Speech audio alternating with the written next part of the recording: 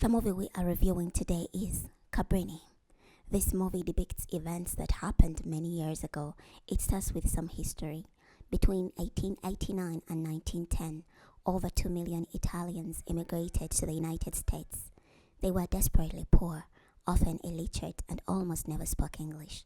Many Americans considered those Italians to be of inferior intelligence, only fit for manual labor, and a threat to the very fabric of America. The movie is based on a true story. The movie starts with a little boy running with his sick mother on a wheelbarrow looking for help, but the hospital could not take in Italians. He was chased out and asked to take the mother to a hospital that takes in Italians. He continued to the streets running, calling on to the people to help.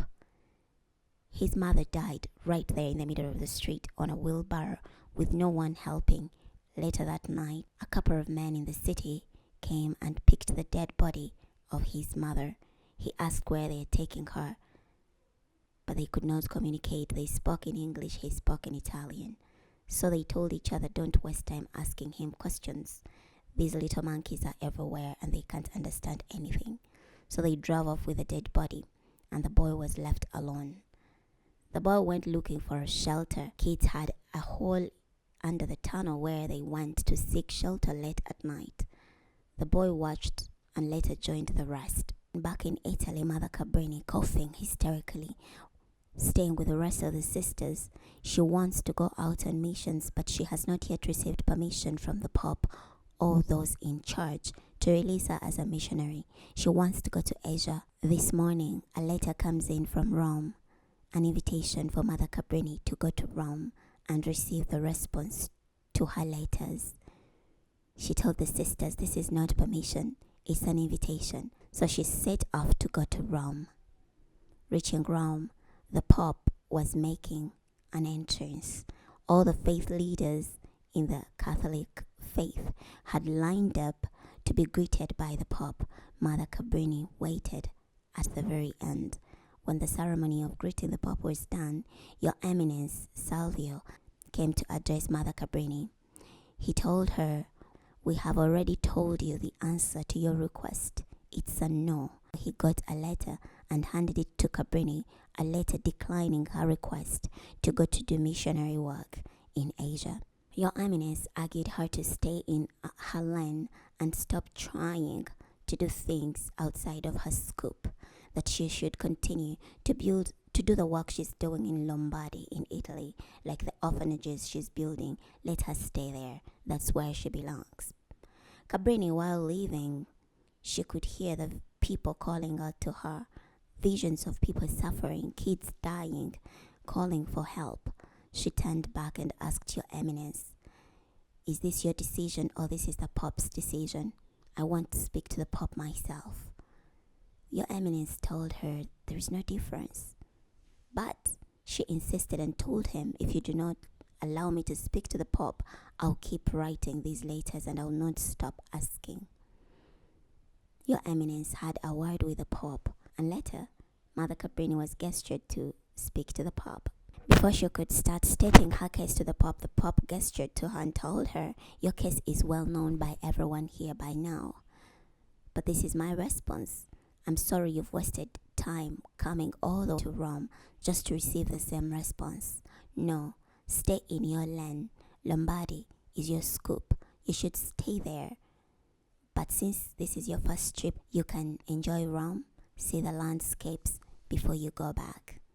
As he walks away, she turned back and called after the Pope and asked, is it because I'm a woman? Is this why you are asking me to limit my scope? Your Eminence told her, we have never sent out an independent missionary woman. Cabrini told him that Mary Magdalene was the first missionary sent out by Jesus to talk about the resurrection of Christ. If Jesus could trust a missionary woman, why wouldn't the church? Your Eminence had more response, but before he could answer, the Pope stopped him and asked Cabrini, why China? Cabrini told him, we have forgotten the East. She continued to elaborate what she wants to do, to build orphanages, to give hope, to bring hope to the people who are suffering. The father asked her, "It seems what you want to do is very big. Do you want to build the whole world?" Cabrini told the Pope, "What I want to do, the world is too small for it." Your Eminence tried to gesture to the Pope that he has more meetings. The Pope told him to cancel. He's going to be having tea with Cabrini. They had tea. The Pope got a box full of letters from people in Italy writing. One wrote, "We came to America thinking the streets are paved of gold. We found streets paved of dying kids on the streets reeking of poverty, with no help, living in gutters, dying of cold." The Pope told her, "I'm going to give you permission to go, but you're not going to start in Asia. You're going to start in the West, in New York. If what you want to do, the world is too small for it, it shouldn't matter where you start from." Happy with permission, she went back home and prepared. The rest of the sisters told them, "America, we have to first conquer America before we go anywhere else. Prepare yourselves, sisters. Now we're going in a foreign land, in another land. We have to speak their language. We have to speak English. Father Morero has an orphanage in 5 Points, and he can no longer manage it. That will be our starting point." The Pope told Cabrini, "You are the first missionary woman that I'm sending out, and if you succeed or fail, it will have an impact on all women in the world in regards to what they can and can't do." The sisters reached America late at night. They went to one of the carriage drivers asking to be taken to 5 Points. The carriage driver told them, "At this hour, no one will drive them to 5 Points." So they ended up walking to 5 Points. Reaching there, the place is reeking with poverty. People drinking, sleeping on the streets, and it's the area where Italians stayed. Sister Cabrini told the sisters, "Look around and look closely. These are the people we have come to serve." As they were roaming the streets at 5 Points, they were looking for a place where they could shelter, then look for the orphanage managed by Father Morello. The next day, as they were walking the street, one of the ladies working as a prostitute in the corner saw them and asked them where they think they are going. Sister Cabrini told her that they were looking for 3 little girls that they have seen who just moved past here. The lady told them that this place is not a place for people like them, that at night they will be killed. The people in this area spoke Italian. Sister Cabrini asked her if she could direct them somewhere they can rest for the night. She took them somewhere and told them to barricade the light, and unless they want Guiano, the owner, to beat them up, they should not open the door or make themselves be seen by him. But in the middle of the night, as they were sleeping, Sister Cabrini could not sleep. She stayed awake.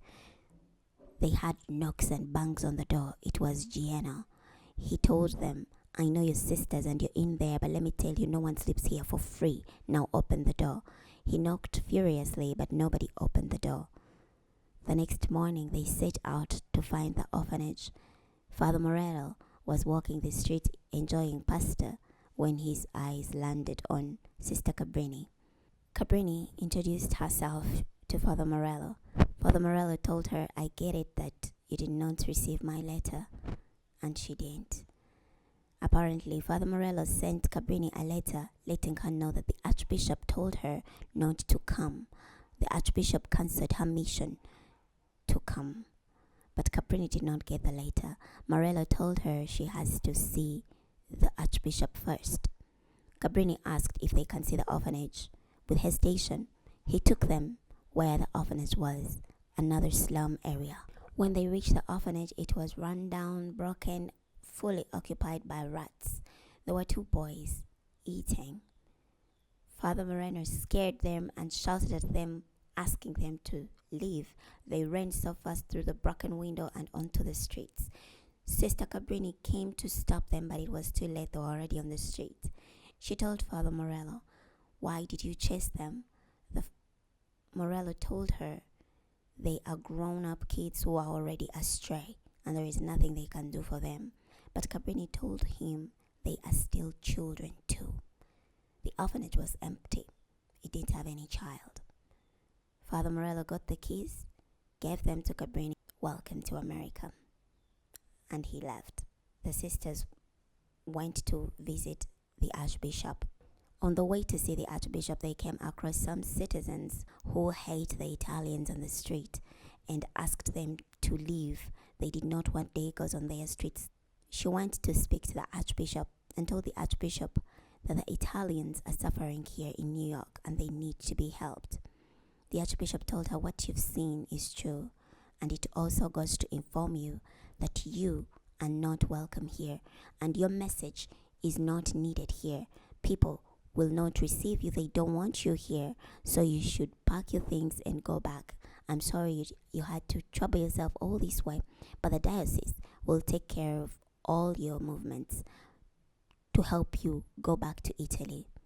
Cabrini took out the letter that she got from the Pope and told the Archbishop, I'm sorry, but I'm staying. The Pope sent me here and I would hate to disappoint him.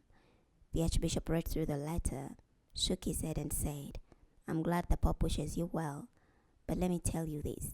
If you are to remain in New York, it will only be because I allowed it. The Archbishop told her. The house the sisters got to stay in was fully occupied by huge rats, so they straightaway began with cleaning, renovation of the place. Cabrini is still having that cough. The sisters began knitting, sewing. As they were choosing the material to use, they were going for the cheapest. But when they asked Cabrini, Cabrini picked the best and told them, let's give the kids the best. Cabrini at night had knocks on the door. She went to see who was knocking or what's happening on the street. She saw kids running. They were running to the other hall where they normally go at night to sleep. Cabrini followed with a lamp, entered into that hall. Down there it's another world, full of drunkards, street people sleeping and living life. While she was there, she could hear voices of Your Eminence telling her, you need to stay in your lane. You need to stay in your scoop. She blacked out. She woke up in a clinic, Murphy's clinic. Murphy told her, your lungs are failing. She said she knows, and the doctors told her she has 5 years to live. But Dr. Murphy told her she does not have 5 years to live. She has 2, and that is only if she rests. Cabrini stood up and said, in that case, I got to start work. She went back to the orphanage, found the sisters worried, looking the streets, waiting for her, because they didn't know where she was through the night. Cabrini told them, you have to learn to not just follow, not to just go, but also to lead. There will come a day when I will not be with you, when I'll no longer be here. And when that day comes, you should be able to lead and run things. And then she told them, this place looks so good. Now let's fill it up with children. The next day, Sister Cabrini and the sisters went straight to the bar in the area to see Vittoria. The owner asks them to leave right away. Vittoria was upstairs seeing what is going on down. Gianna asked the sisters to leave, that Vittoria is busy. But Vittoria waited for them somewhere on the way to talk to them and asked them not to come back. They asked her to help them find the little girls. Vittoria told them to get their lamps, and she took them in tunnels where water and sewage passed, and through the tunnels they found some children. With the help of Vittoria, Cabrini and the sisters kept rescuing the different kids who were living in the different tunnels. Paola and his friend were watching on the street. Paola has a gun, and they wanted to rob for some food, but his friend told him, put that gun away. These are just nuns. So they went in the way of the nuns and asked them to hand over the food. Cabrini was holding a basket full of bread. Cabrini called them by name. He knew their name. They were shocked. He told them, you can take this basket of bread, or you can choose to come to our house as guests and eat a full meal. So they both ended up at the orphanage eating a full meal with the rest of the kids that were rescued by Cabrini and the sisters with the help of Vittoria. As Vittoria was taking care of Paola was the one we saw at the beginning of the movie. His father killed himself, and his mom died of typhus in a wheelbarrow. Vittoria dressed him up and told him his mom would be so proud because he looks so smart. He looked at himself in a mirror, and indeed he was smart. Later on that day, as they were eating, Guiano, the bar owner, came in shouting, dragging Vittoria by the ear to go back to work in the bar. Cabrini demanded he lets her go. On the way, Paola tried to stop him. Guiano pushed Paola, and Paola hit his head down in the corner. Cabrini stood in the way and told Guiano to stop, and that if he does not stop, he will face God's wrath. Guiano asked Cabrini to get out of his way. Paola, behind him, pointed a gun at Guiano. Vittoria escaped from Guiano's grip as Guiano placed his hands up in surrender. The sister pleaded with Paola to put the gun down.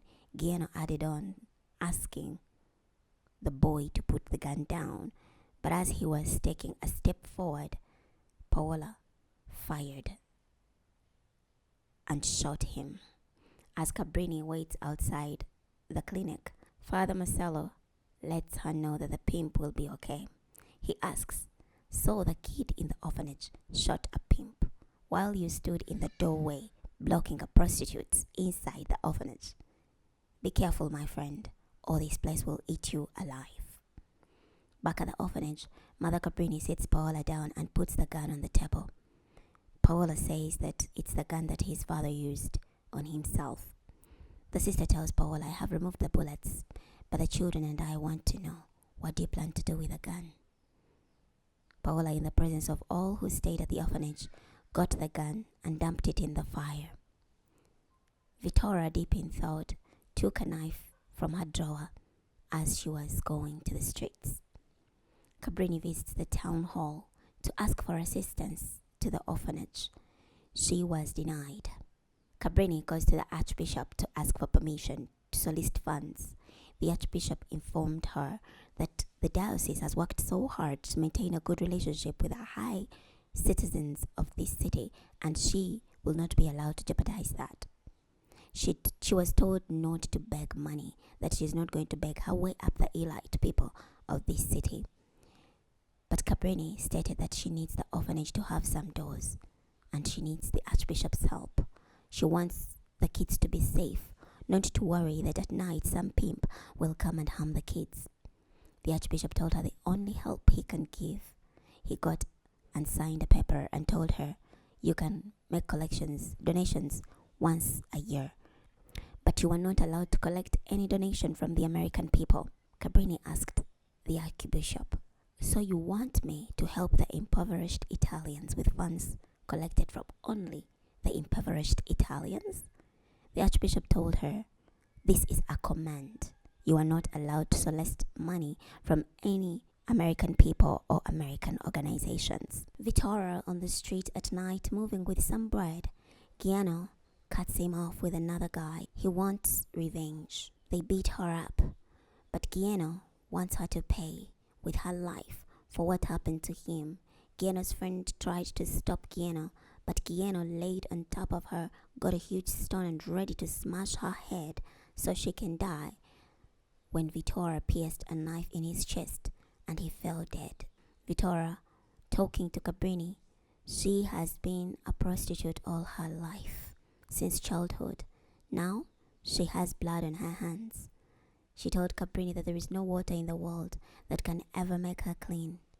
Cabrini tells her that when she looks at her, she sees a strong, courageous woman. Cabrini tells Vittoria that they are alike. They are both survivors. She told her they don't get to choose how they come into the world, but they get to choose how they live in the world. The kids came calling Paola, telling Sister Cabrini that they have found a dead girl in one of the tunnels. Cabrini got a lamp and they went straight to the tunnel, and they found water flowing, and besides the water was a kid who had died. As they were passing through the city, as Cabrini and Vittoria were passing through the city, Vittoria, mad, told Cabrini even rats have it better in New York than the children of 5 Points. Cabrini looked around at the people in the city that they were passing by, and she asked, But do these people know that rats have it better? Vittoria told her that no, these people will never step foot in a place like 5 Points. Then Cabrini said we need to take 5 Points to them then. Cabrini and Vittoria went to the New York Times publisher asking for him to write a piece about 5 Points.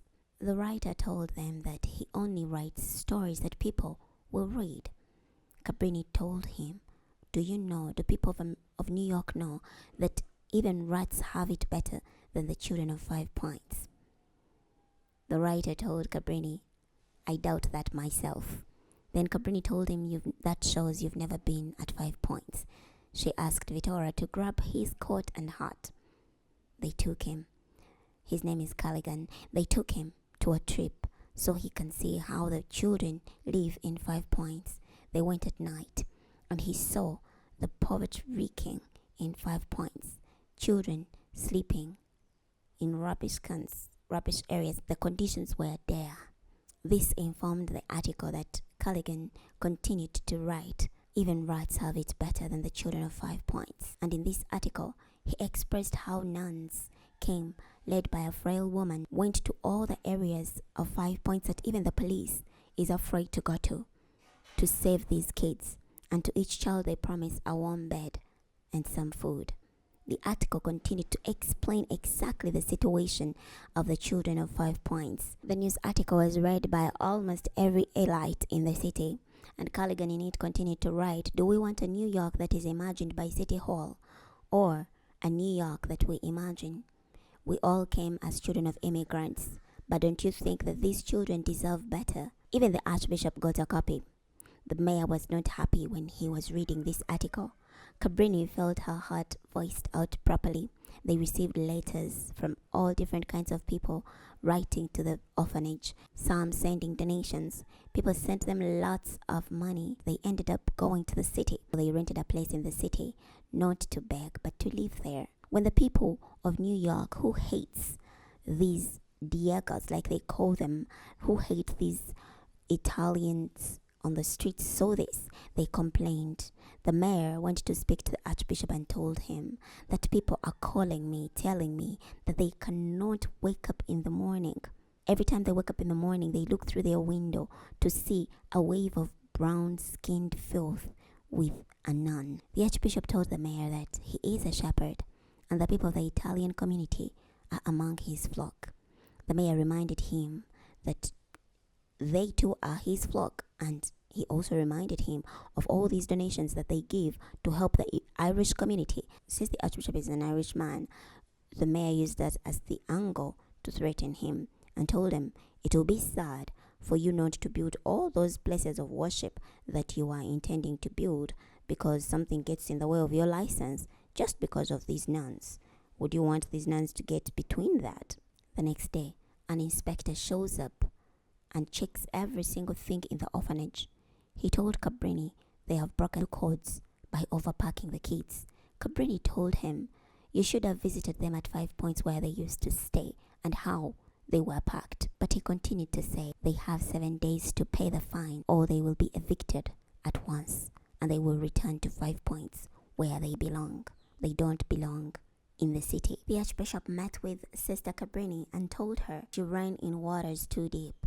And no matter what she does, the mayor will get him out of the city. If you want my permission, I won't stop you. But if you ask for my advice, I have another proposition for you. Because no matter what you do, the mayor will be out for you and he will not stop. The Archbishop proposed another piece of land with 15 acres, room to play for the kids.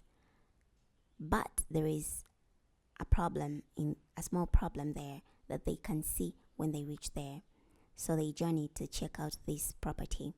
Mother Cabrini told the Archbishop, I don't have the funds for such a property. The Archbishop asked her, how much do you have in your account? Mother Cabrini had a little over $900. So he said, let's say 1,000. I'll top up the difference so you can have the property. They went to visit the property. It was beautiful. It was big and far out of the city. After checking out the rooms, Cabrini says, she shall be buried here. The challenge was the wells. There is no water. The wells are broken. There is no water completely.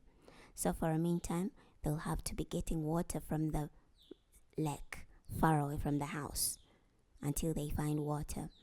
Cabrini told the Archbishop, if they failed to get water, it doesn't mean that we will fail. After occupying the property, the nuns set out to search for water. Cabrini came up with a plan of how they are going to be digging, how many meters they are going to be digging one after the other until they find water. Early in the morning, Vittoria wakes up to take some water, only to see Cabrini going out in the night looking for water. She's digging. Vittoria joined her, but then encouraged her that it's good for her to rest too. Paola and his friend decided to get some work. They wanted to help out because they were seeing the orphanage is already full and Cabrini keeps bringing more kids.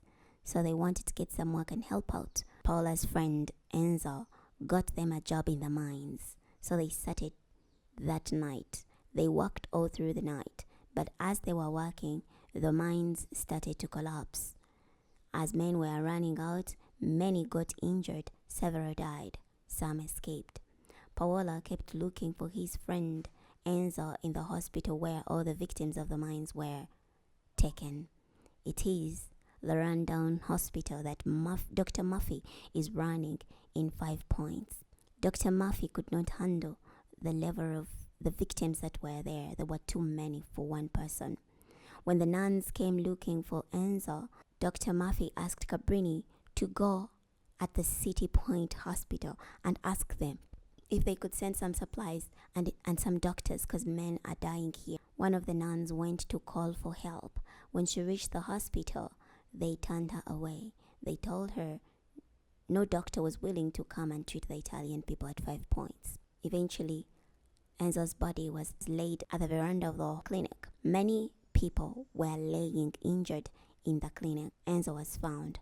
Paola called for help.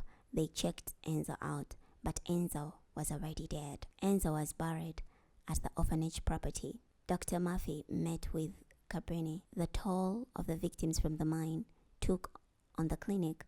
The clinic is going to be closed, and the owner will move back to Italy. Cabrini told him, we cannot close that clinic. We need it even if it's just a place to die. Dr. Murphy told her that he thought of her and he believes that she can save that clinic or she can take it on. Cabrini told the doctor that they live hand to mouth, bucket to bucket. How can she afford running a hospital? The doctor told her if all the people that were brought in, the victims of the mines, had been brought in at the city hospital, they wouldn't have died. Even Enzo wouldn't have died. And then the doctor left. As Cabrini was moving, she saw a theatrical performance that moved her and got an idea. She came to see the performer, Disao. She expressed her desire and how he can help to show America that we are all people of dignity. Told her of how people died in the mines because there were no doctors to treat them. They didn't have the basic necessities to receive the treatment they needed. But Disao assured her that he will never participate in any scheme that involves the church. She saw a place for sale, Shepherd Reality, and got another idea. She went to meet Dr. Murphy.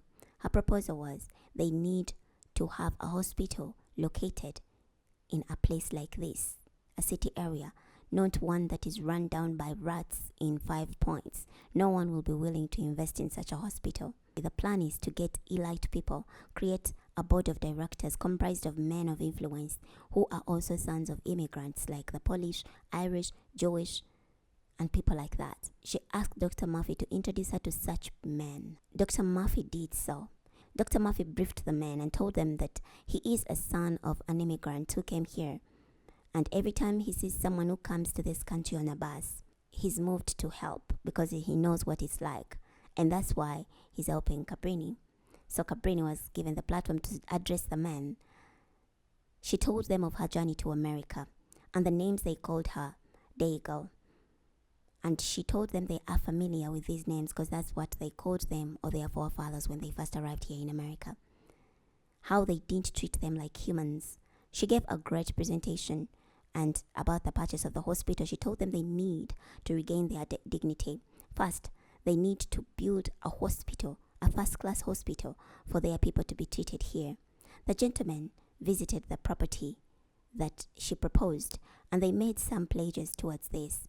At the orphanage, the nun found water. Victoria took the dirt from where they had found water to Cabrini, and they all celebrated the finding. The kids from the orphanage came and began singing outside the theater. Desau saw them and got touched. Desau arranged a show that was intended to raise funds and awareness for the cause of the hospital. It was held outdoor, and it was a fully Italian show.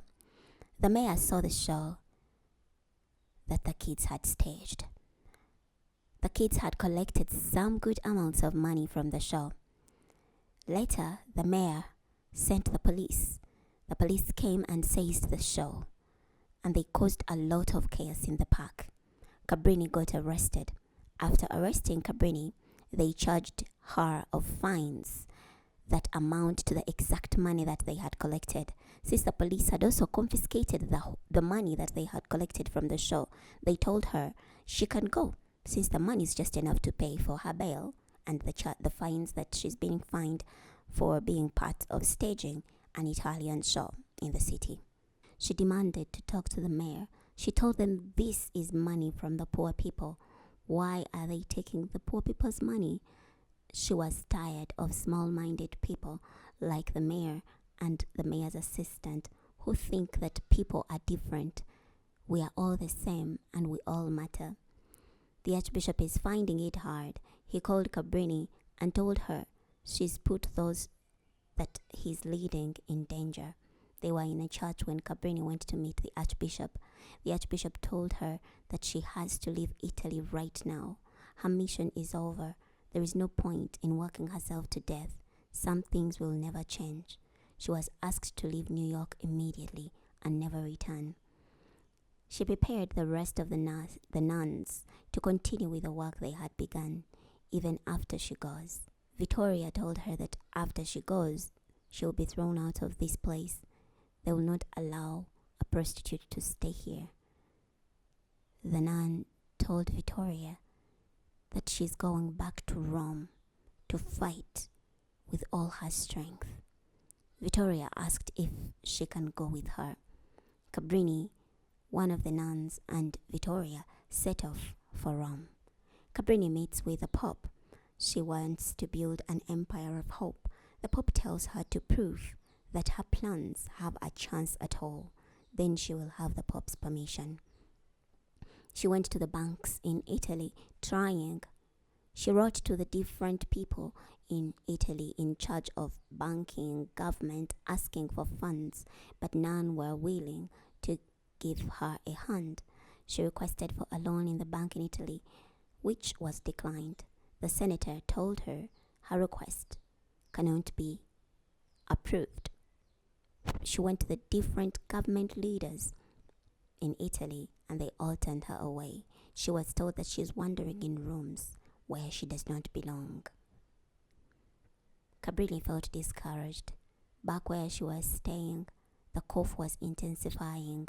Cabrini keeps having this vision of herself drowning. Vittoria phoned her and gave her courage.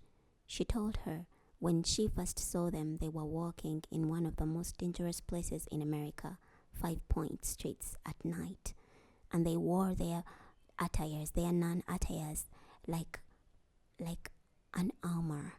She told her, "You said you came here to fight, so keep fighting and don't stop. Put on your armor like the first time I saw you. It was like nothing can stop you."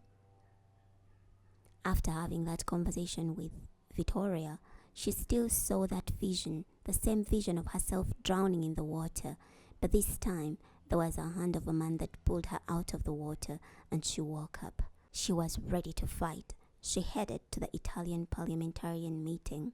The speaker asked to throw her out because she entered in the middle of the session unannounced, and the place was full of men. She told them, "Since I came to you, but you did not allow me to speak, let me speak here. I'm speaking on behalf of the Italians, the countrymen in America perishing. Rats in America have it better than them. She got this article and gave it to the the speaker in their parliament, slammed it on the table. The news article that Kaliha wrote about rats having it better than the children in 5 points. She continued to elaborate the sufferings that the Italians are going through in America. And she pleaded with them that they don't need your pity, but you need to hear their cry, the cry of the homeless, the sick, the poor, because in the end God will ask you, what did you do about them?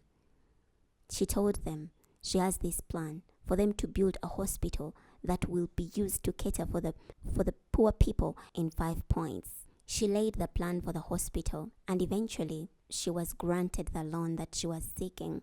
But she had to give in everything that she has in Italy, all the orphanages, all the houses that she had built. And then she was told that if she lost, she would lose everything. She went to the Pope after this. The Pope gave her permission, but also the Pope told her you can lose everything.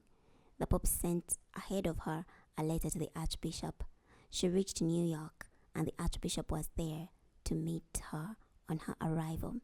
She was shocked. The Archbishop gave her a story while they were in the cut of how his parents came as Irish immigrants and would always tell him, we are digging tunnels so that you people can enjoy a softer life. The Archbishop told her that don't think that I don't support your work or that I don't admire what you're doing, but I need you to know that you have thwarted a nest, and now neither I nor the Pope can protect you from what may come. She got to the place where she's going to be building this hospital, got the contractor, who is an American, and she told him that to build this, she wants some of the workers, half of the workers, to be Italians. And she also told him that they should be receiving the same pay as the Americans. And she also told him the nuns will be sleeping here. And the work began. One day at a time, the work kept on progressing. The workers were busy. Everyone was busy moving up and down, making sure that this dream hospital is brought to life. And one day they were working. A stone was thrown through the glass window and it landed right inside with the words written on, "Go home, day goes." And at night, a couple of men, led by a person who looked like the mayor, poured oil into the building and set it on fire. While the nuns were upstairs sleeping, they saw smoke, only to realize the whole building has been set on fire.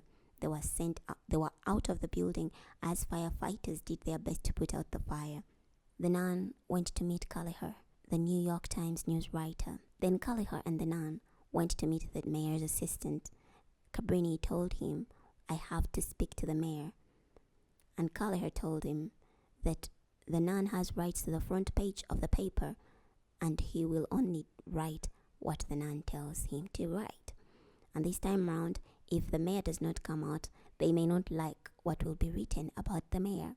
Eventually, Cabrini was introduced to the mayor. She asked the mayor if the mayor knew about the fire that was set on their house. The mayor told her if I was there to know all the fires, but she insisted that people could have died.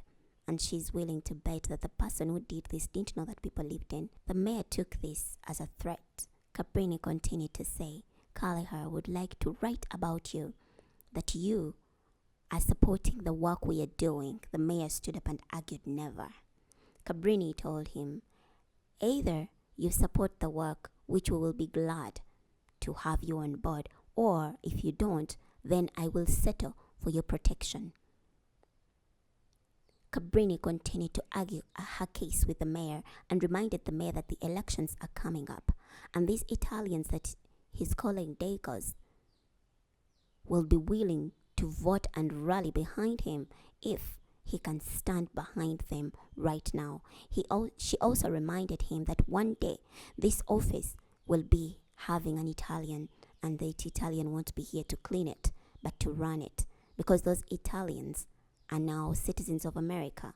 The mayor ended up offering her a drink and said, and here I was thinking you were new at this. Cabrini continued to ask the mayor, and I hope this is the last time we are experiencing such fires. The mayor told Cabrini, it's a shame you are a woman. You would have met an excellent man. but Cabrini, gazing in the window, said, "Men can't do what we do." As the movie concludes, Callahan wrote an article about the work of Cabrini. Cabrini became the greatest entrepreneur of her time.